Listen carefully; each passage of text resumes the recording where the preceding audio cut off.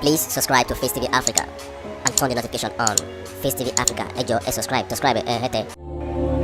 Face TV was Swoby. Oya. Ibà Ayọ̀ká. Àdí náà pé bí o. Akílẹ̀ sí ẹ̀. Ọlọ́run. Aláàfin sí ẹ̀. Àlàyé wà ń bí. Ọlọ́run akílẹ̀. Ètò òsì ọba ò jẹ́. Àdí náà pé bí.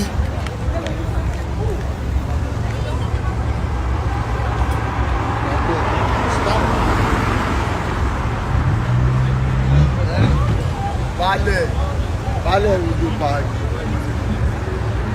Ètò òsì ọba ọ̀jẹ́ níparí àárín ápùn ní ló ṣẹlẹ̀ lọ́dọ̀ àlàyé wà ní.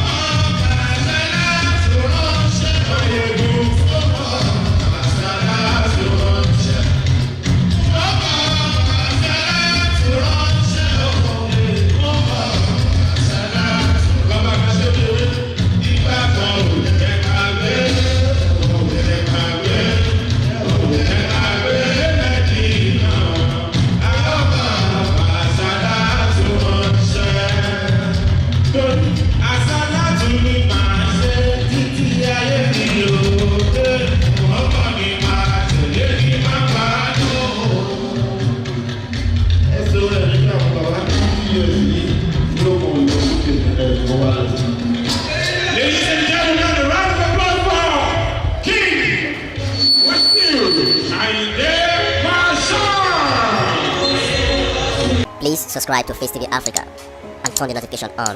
Face TV Africa, ẹ jọ̀ọ́ ẹ subscribe hete. Face TV